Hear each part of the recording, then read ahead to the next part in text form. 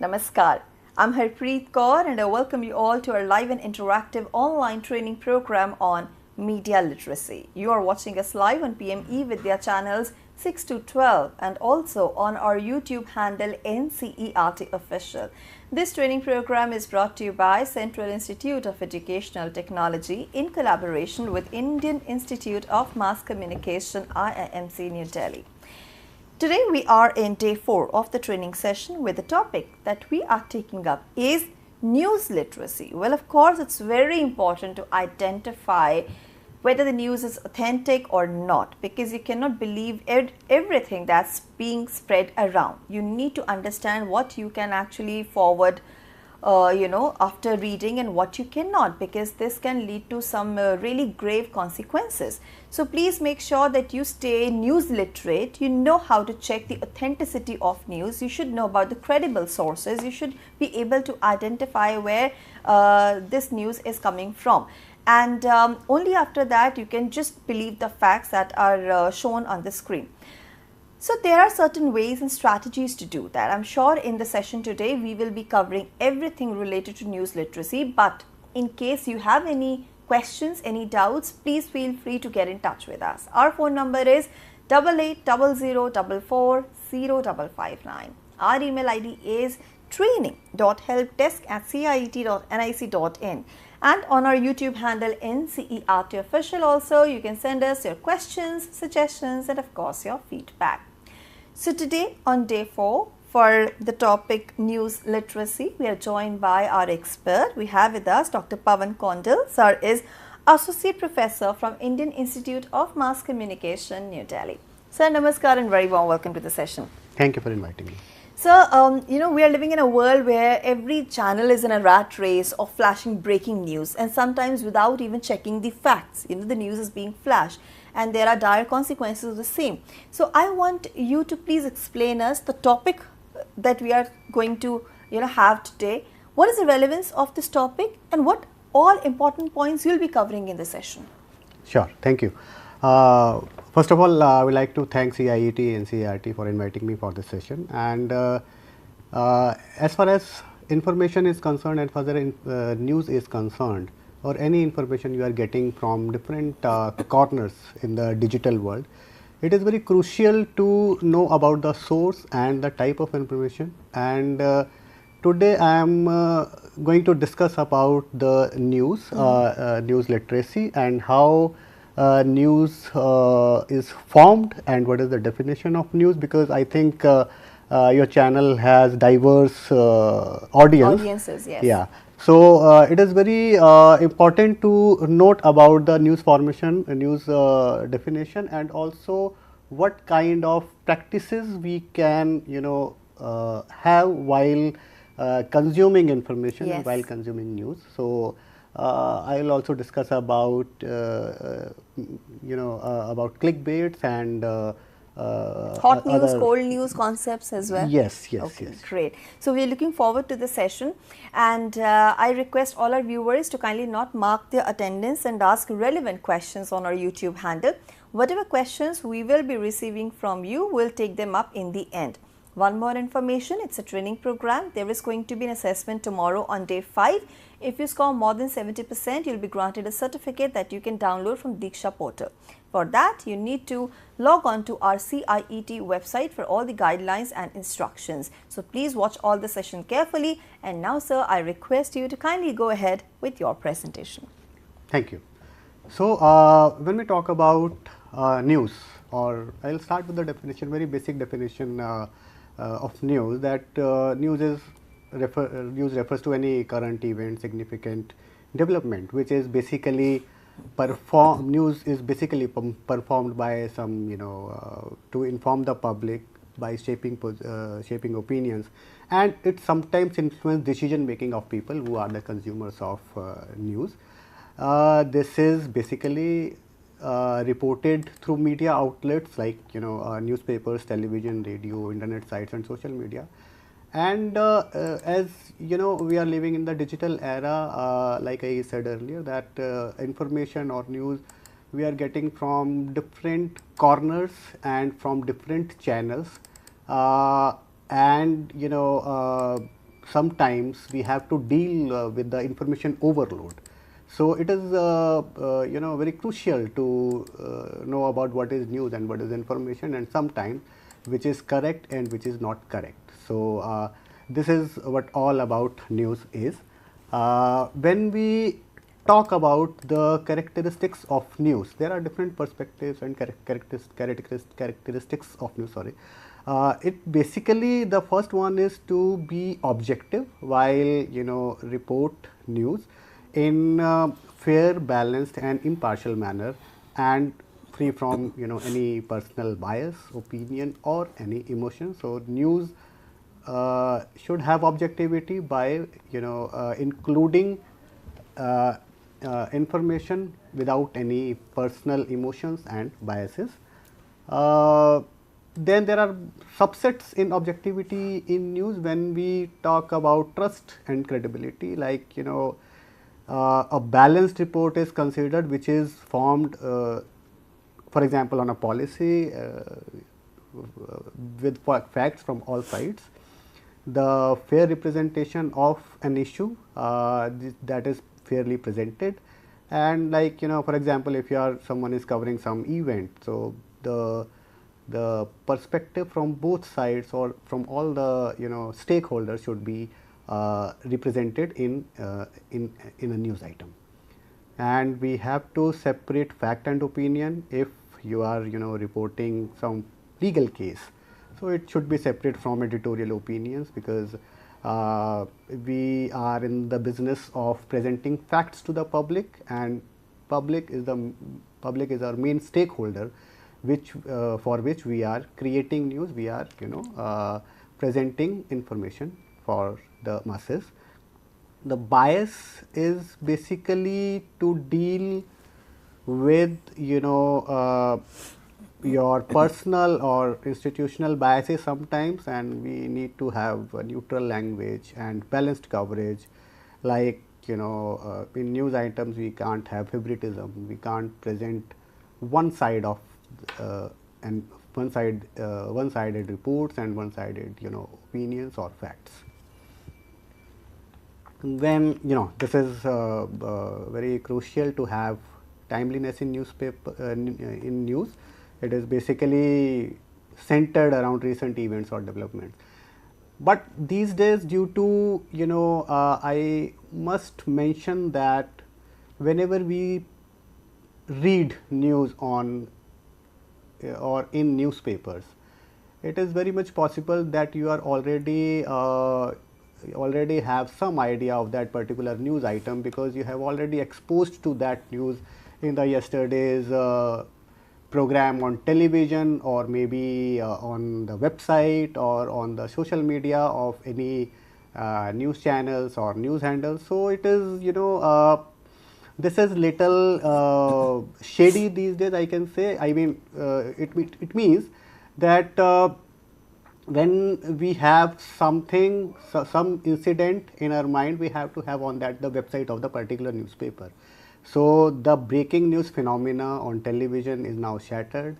If you have any information, you have to have that on your website, whether your website is related to print media, whether your website is related to TV news media or social media. So you have to have with the latest information on your web portals or websites as well. When we talk about relevance, so newsworthiness or the news value to be kept in mind. It is worth mentioning that some news item is newsworthy in one community, but it may not be newsworthy for some other community or some other demography. Like local elections is the example, the small town local elections, or if they do not have any broader implications, then that is newsworthy for some particular community or particular demography. Proximity is also one of the major aspect of news. The events happen closer to the audience, are usually given more coverage than international news. Now these days we can see many regional channels which are presenting news to its local audience, or their target audience is basically confined to one place or catered to one audience. So, they are also presenting news to the close proximity according to its audience. When we talk about impact, yes, stories which affect a large number of people or have a profound influence on the community tend to be prioritized, like some major government policy change or a public health crisis, or any major happening. Sometimes when we talk about budget or elections or general elections, they all these kind of information or news have broader impact. When we talk about prominence, the involvement of prominent figures like prime ministers, presidents, or any celebrities or business leaders, they can actually increase newsworthiness of a story. Recent example was the GST news statement made by Prime Minister. So, that is the prominence in the news. Then sometimes there are conflicts, stories that evoke emotions, whether they are heartwarming, tragic, or inspiring. Sometimes, for example, political debates, legal battles, social protests, they are prime example of conflict-driven news capturing public interest through some issues and sometimes tensions and agreements. And yes, then we have novelty is one of the major characteristics in news. Sometimes unusual, rare, or surprising events, unusual weather event, or some scientific breakthrough. The recent example was COVID, its vaccine, and other similar incidents, or the similar issues. When we talk about other stories, human interest stories, when we talk about features, so I think there is some repetition. So some human interest story, some individual overcoming significance or a community confirming about any event. So, when we discuss about media literacy or news literacy, coming to the point, well, we are going to discuss news literacy. News literacy is basically a subset of media literacy. Media literacy has many subsets, and in news literacy, it basically a subset of media literacy that mainly focuses on news content. It generally involves identify bias in reporting, in content, sometimes verifying sources for credibility, detecting misinformation and disinformation. And these days we are exposed to social media, we are getting information, so much of information from social media itself. So, it is very crucial to see, you have to be very vigilant about the information, and news literacy helps us to identify these kind of bottlenecks while consuming information.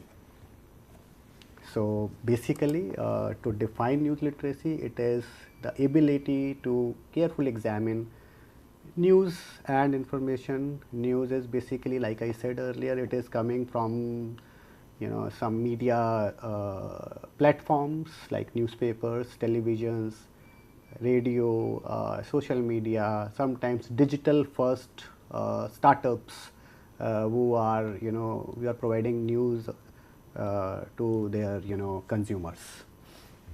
So, when we talk about news literacy, we can understand how news is created. We can find reliable sources. Sometimes we can also spot biases, sometimes perspective in news, and we should also know about the difference between facts and opinions, and we should be aware of false information and misinformation. So, sometimes there are some content, there is some content which is only provided as an information, and it caters to some specific audience, that is not news, and that is basically created for some sort of target audience.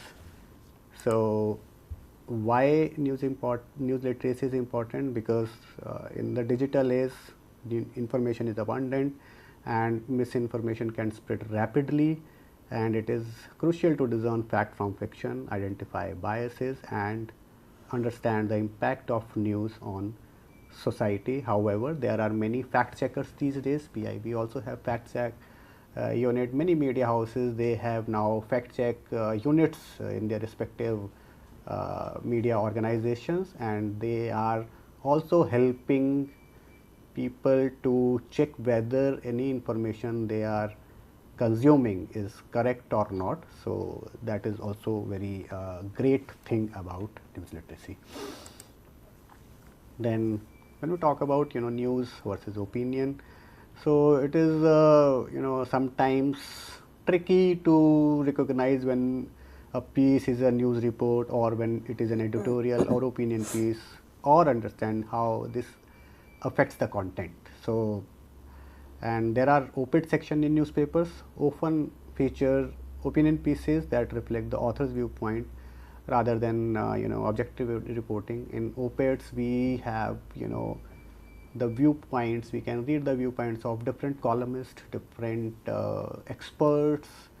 If there is an issue on defense, we can also read some opinion written by defense experts, or climate change experts. So, there are so many opinions we also read on op-ed page of the newspapers, and similarly there are opinions uploaded on the website of the particular media platform, whether it is TV or print or digital first startup.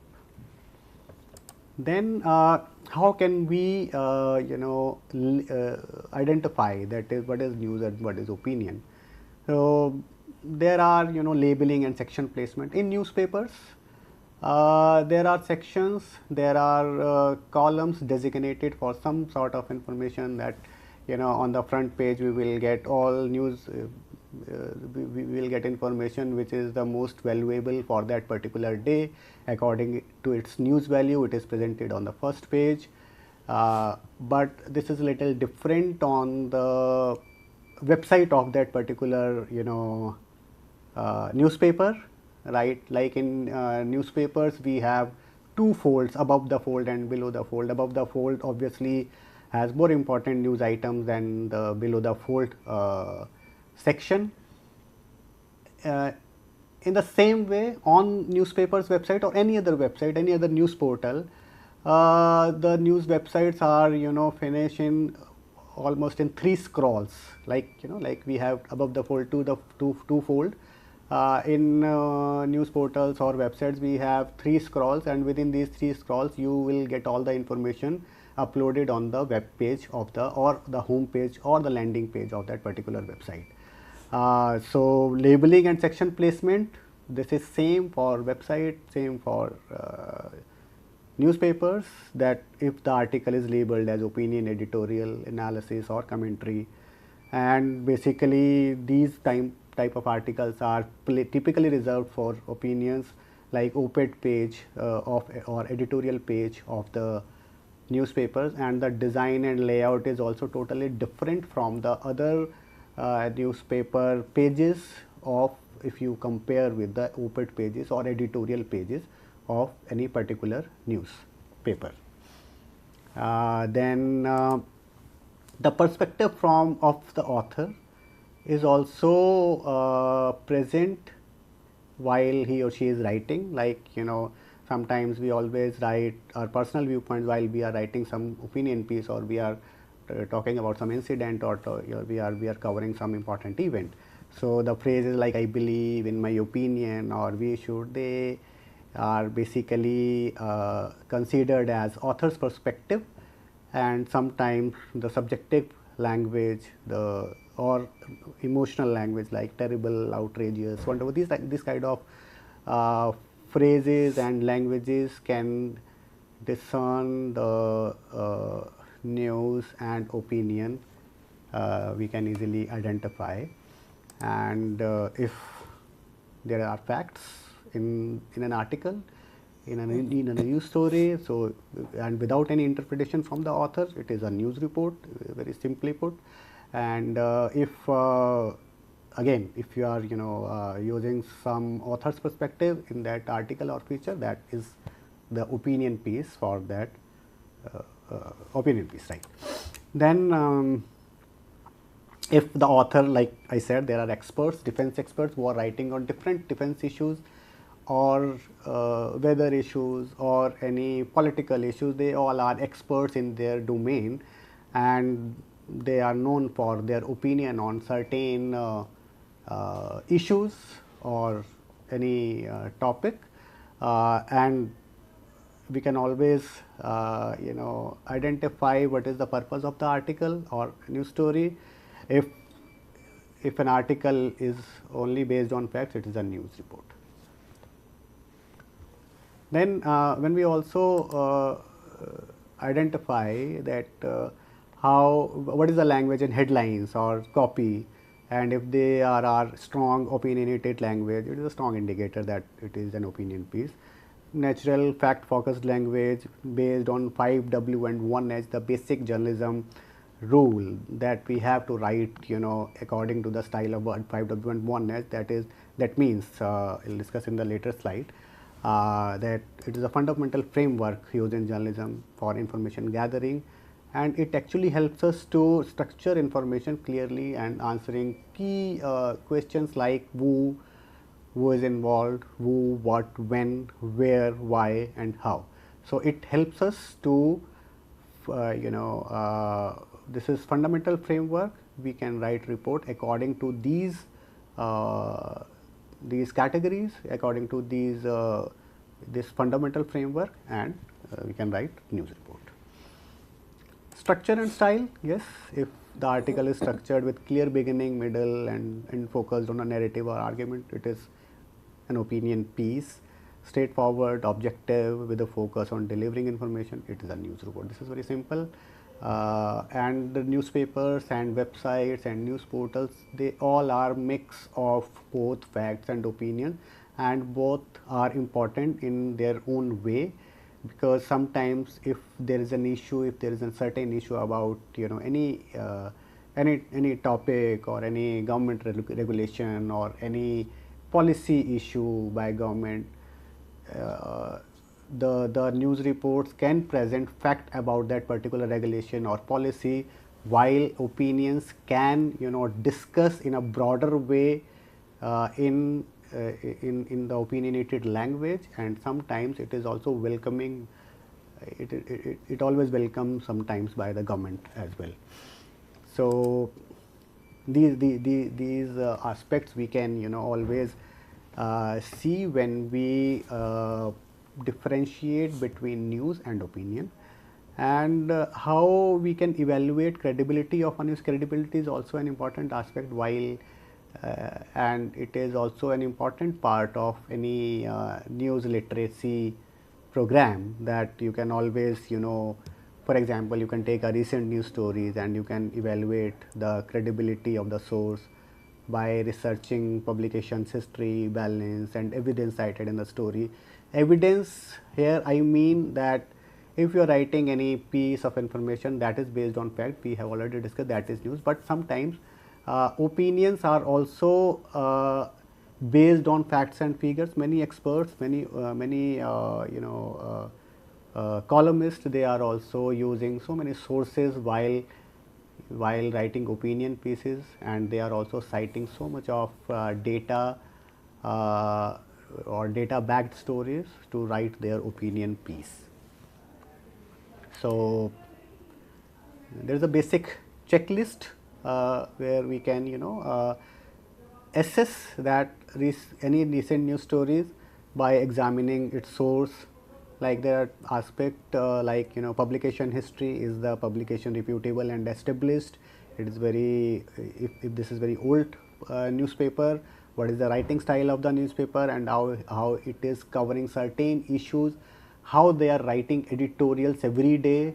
So it is basically the you can check always the publication history, and always any good publication, or news portal, they are, according to, their news reporting, according to their style of reporting, according to their, selecting some issues and some topics. It's basically represented their, opinion about any topic. Or if the publication known for unbiased reporting, there are, the stories are written according to the journalistics framework 5W and 1H. You can always check if there are evidence cited, if the source is clearly identified and verifiable, if there are reports quoted in the stories or in the opinions, or the article include data, statistics, or direct quotes from the credible sources, like, one can mention the, data from World Bank report, UNESCO, UNICEF, or any other, for example. And there are hyperlinks or references to primary sources in case of the digital news stories, because in print media we have space constraint. We can't have so much of so many stories because we have space constraint, but in digital we don't have any space constraint. You can always include stories with a number of hyperlinks, and hypertextuality is there. We can always check the sources. You can always quote the cited evidence in the form of hyperlinks, and you can always, see or give, as a newsman, you can also give, hyperlinks of the original reports or annual reports or any data which is there by some authority or agency.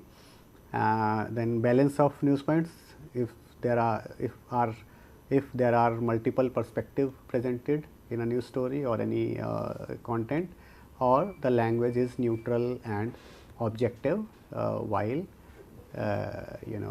presenting content in any form like print media or digital news story. So apart from that, we can also understand news sources, like, if you want to understand how stories are being included or presented in different platforms, like, we are getting information from social media or news from social media, from TV, from legacy media like print, TV and radio. So we can, to practice how one story or different stories, how they are, presented in different types of sources. Like Marshall McLuhan also coined the term like medium is the message. So according to the medium, message is conveyed or sometimes it is changed.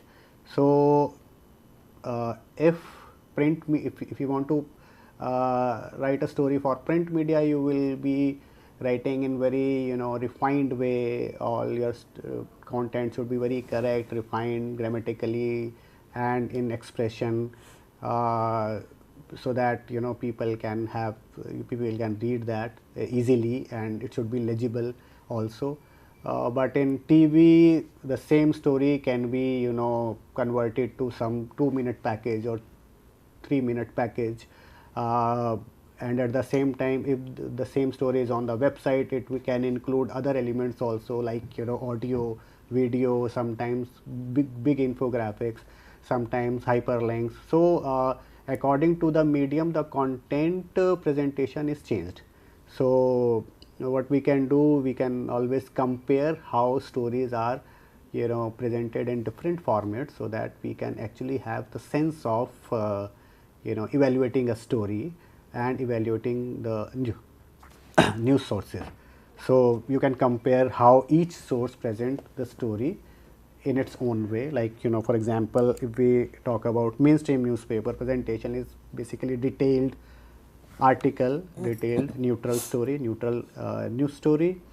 Language is again formal and factual according to 5W and 1H. Depth of coverage, in-depth analysis, the context is there, the issue is there. So for newspaper analysis, these things can be there while evaluating the news story. Then digital only platform, multimedia elements are there, modern elements are there, sometimes AI images these days. You can, we can witness that there are many AI images even in newspapers. We include AI images because sometimes you don't have some images for your news story which can complement your story. So we can also use AI images after giving due credit to the AI tool, right? In digital, the language is generally conversational and engaging, and there are, depth of coverage is basically linked to further reading, expert opinions. So there are many aspects to it. Then social media posts, because these days every news channel, every news platform, we can say, they have their own social media handles. They are also posting news items or articles on their social media handles, on their Facebook page. Sometimes they are doing Facebook Live. Sometimes they are, posting news stories and X, earlier it was Twitter, sometimes on other platforms, sometimes on LinkedIn also, Instagram. So in social media post, because every post or every content is basically caters to some specific audience. So if someone is creating social media post, or if someone is sending some news item for social media post, then it will be it can be changed, it can be shortened for social media posts. Like in Instagram we have 30-second reel generally. So according to the length, according to the medium, we also change the presentation of any news story. Sometimes short post on social media, visual heavy posts. Language is basically informal sometimes very sensational, sometimes brief or surface level. So because it also depends on the audience you are targeting. So who is your audience? Like on social media, on Instagram, we have younger audience than so for younger audience you have to create content accordingly so that you can engage people on your content. And there are other aspects, like you have to make those posts very appealing and design, color wise, presentation wise, sometimes orientation wise.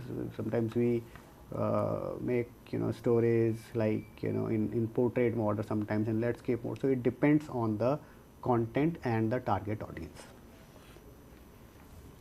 Now, so clickbait is basically when we move to other aspect of news literacy, we need to identify the content which is to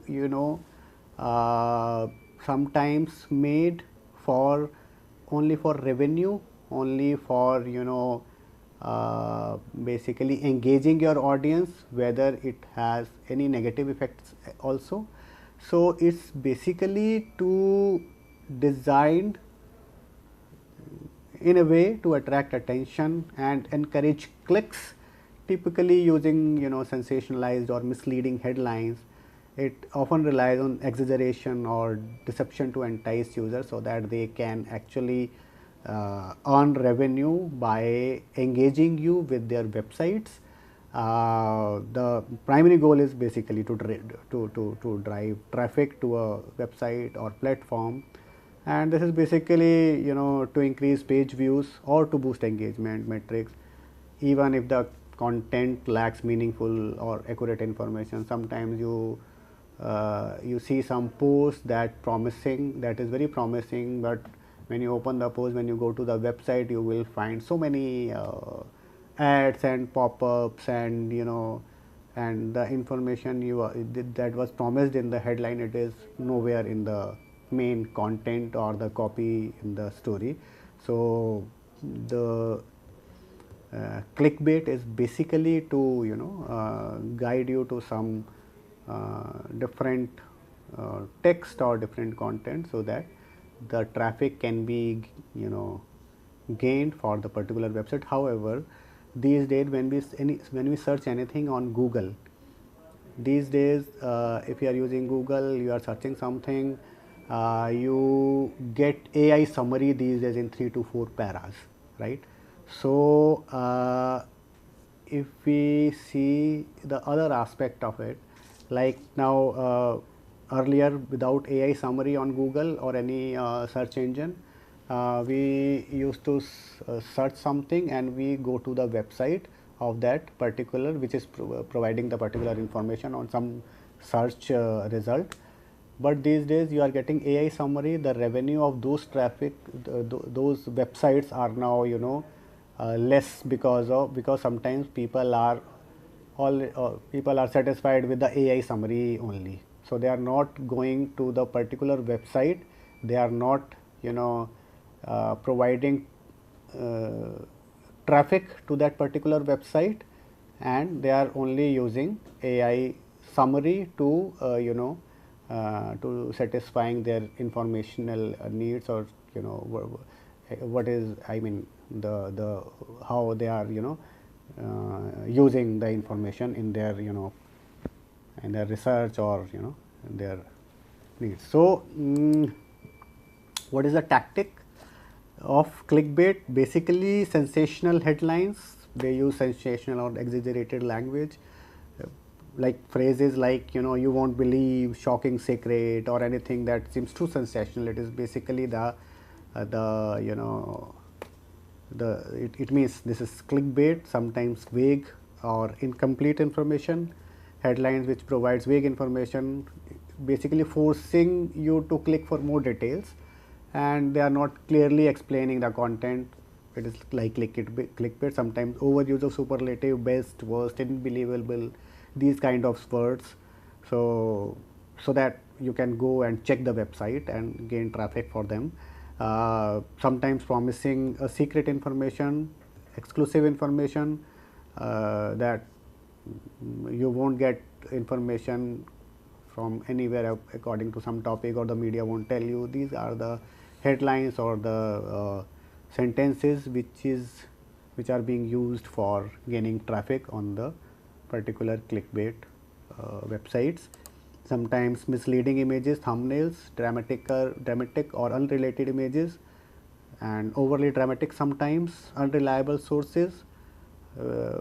You have to, you know, verify the credibility of the website or publication before clicking, because when we click on any this kind of website, you get lots of pop-ups, and again they are redirected to some other website. So at one point of time you are becoming a traffic for 2-3 websites at once, and right, you know, often cluttered with ads and pop-ups. So content is likely clickbait, and if you know, search any information, sometimes you are getting information in only 3 to 4 lines, and you have to scroll for, you know, some time, then only you will get the, you know, remaining information. And sometimes there are many pop-ups and ads which forces you to click on them, and they will again redirect you to some website, and they will again they all are likely clickbait pages or headlines. And again, we have already discussed that, you know, content that does not match headlines, and it undelivers compared to the headline. So if it is not delivering the particular information that is promised in the headline, it is a clickbait headline. So another part of it, another aspect of, you know, news literacy is basically identifying bias or perspective in news coverage.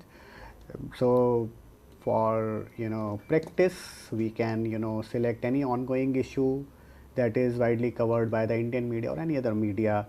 We can define a scope. It can be a social issue, a major event, or a public figure's action. Sometimes, you know, we can have indicators like words or phrases that signal a particular bias or perspective. For example, you know, coverage of the air pollution crisis in Delhi during winters are, you know, now they are approaching. We are in October. So obviously the air pollution is increasing day by day. Diwali week is also here. So how news coverage is there, how GRAP stages 1, 2, 3 are being implemented by the Delhi government or any other government in any state. So these can also be addressed in reporting patterns in newspapers or websites or any other social media or media platform. So how we can identify two news outlets, for example, for their distinct perspectives. So again, we can see how headlines and subheadlines, how they are framing the issue from the headline, what is the language and what is the tone, what is the focus of choice of words and tone used to describe the situation, and what are the sources, how sources are cited, such as government reports, health experts or local residents in case of coverage of Delhi air pollution or climate change stories or any other issue. We can accordingly we have to change the criteria. The perspective need to be framed. So there are some for example, I was talking about the Delhi air pollution coverage in newspapers, two newspapers or two news outlets.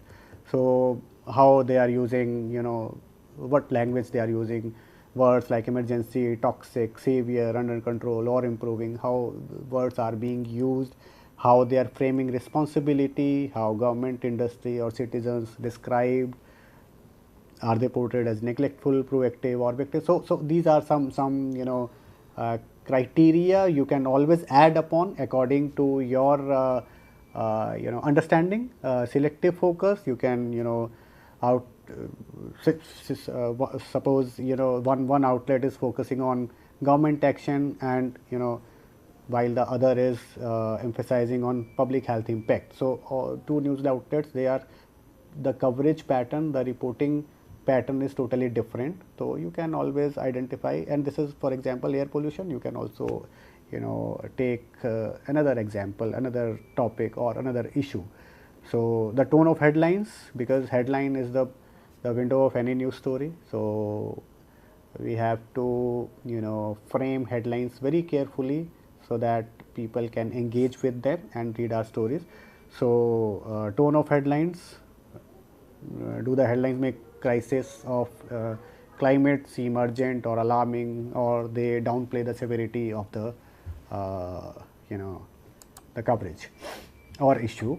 So there are the basic example, you can see the headline Delhi chokes or other news outlet is basically on policy focused. Some news outlet is saying that toxic air, some other news outlet is saying measures in place. So then framing of responsibility, selective focus, tone of headlines. So these are some comparative analysis can be done so that you can understand how news is formed, how news is framed, and sometimes how news is positioned on the in newspapers or on the websites, or sometimes in television capsules.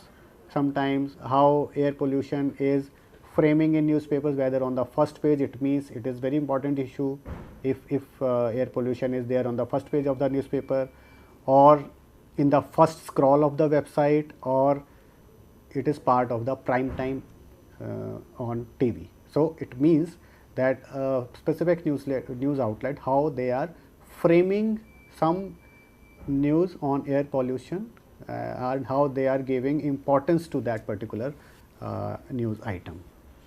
So now there are many changes because we are in the digital age. There are information overload. The sheer volume of data makes it difficult to sometimes discern reliable sources. So you are getting information from numerous ways. It is very difficult to identify which is good, which is good, which is bad, and there are misinformation and disinformation, false or inaccurate information. It basically spreads rapidly, sometimes often unintentionally. Then there are echo chambers and filter bubbles. It means the digital content is basically run by algorithms. So when you consume particular information, when you are consuming information according to your taste, you will, according to the algorithm, you will get the same kind of stories on your mobiles, on your desktop, or on your WhatsApp feeds. So basically it create echo chambers, right? So to avoid that, we have to read information, we have to consume content from different perspectives, from different websites and different platforms, so that you are getting idea of every perspective. Basically there are challenges because there is a decline in traditional news outlets.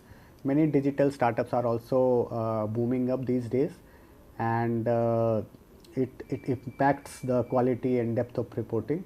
The speed of news of dissemination, instant sharing sometimes prioritizes speed over accuracy, leading to premature or unverified reports. Sometimes we have information which we usually skim and just consume information, and we go to another information.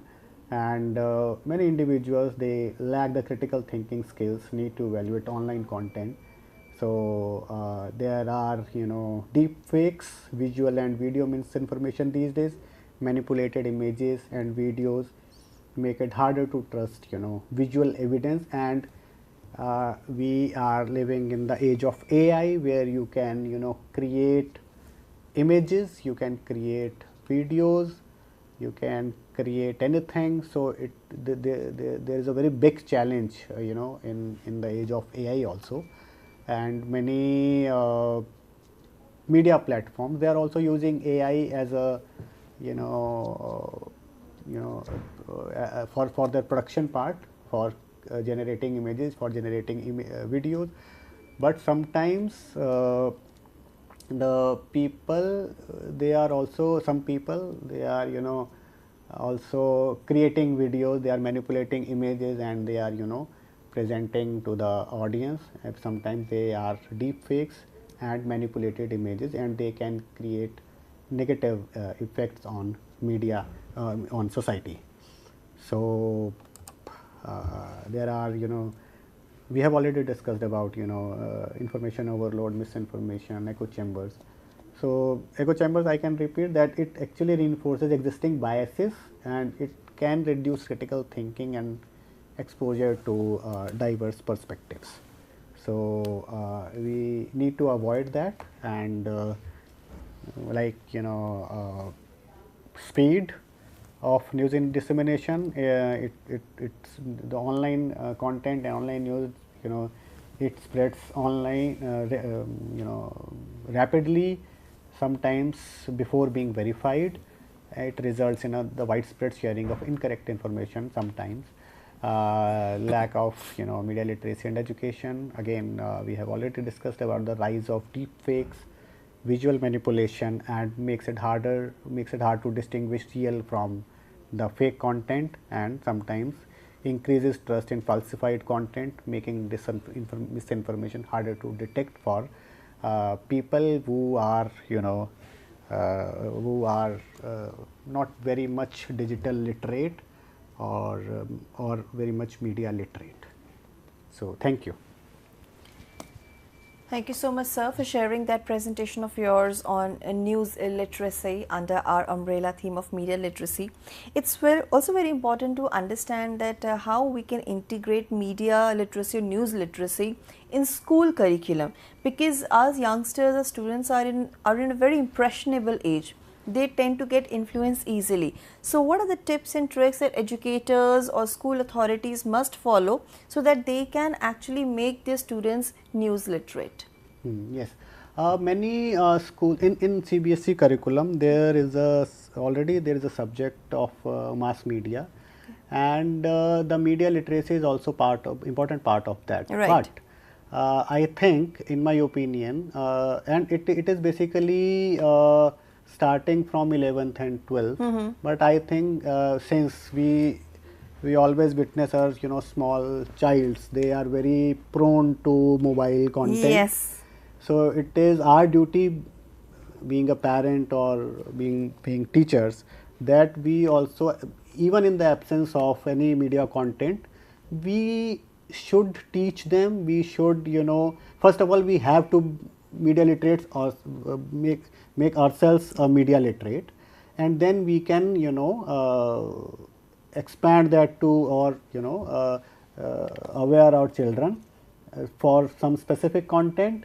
And we can always, sometimes if they are using mobile phones, we need to have some privacy settings. We can change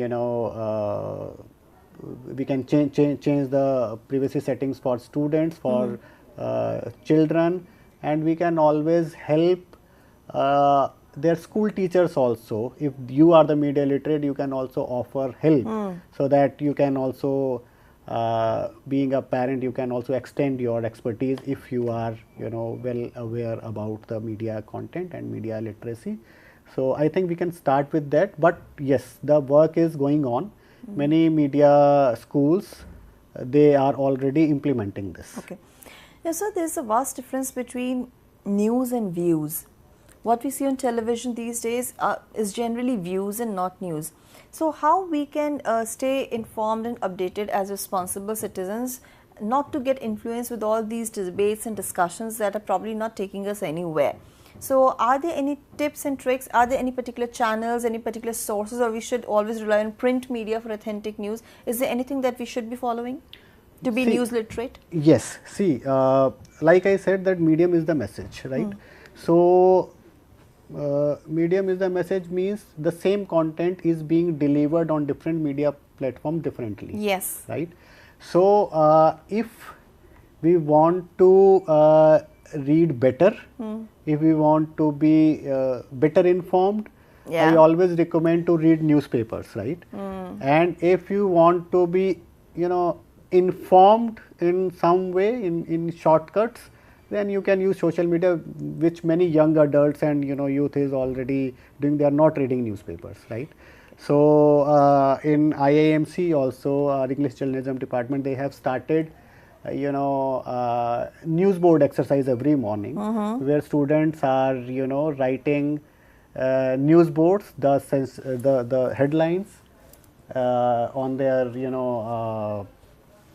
on whiteboard, and they are reading newspapers, and they are writing headlines which are the important news items or information of that particular day. It actually gain understanding how we can read newspapers and how we can use particular information that is important. That is important, right? Yeah.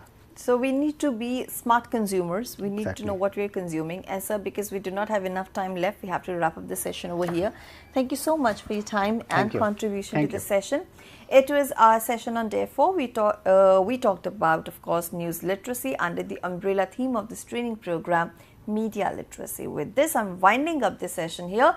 And before leaving the studio, let me quickly update you about the textbooks. They're available on Amazon, Flipkart and NCERT website. You can go and purchase your copies from there and simultaneously take a quick look at the schedule, what's all coming ahead. So in a short while from now, you can watch a session Sahyog, where the topic is going to be Count Your Blessings and Journey into Gratitude. So please make sure you participate in the session, and rest of the programs that you've been watching since morning, you can watch them again on our YouTube handle NCERT Official. With this is a wrap. This is me, Harpreet Kaur, taking leave of you. Thank you. Namaskar.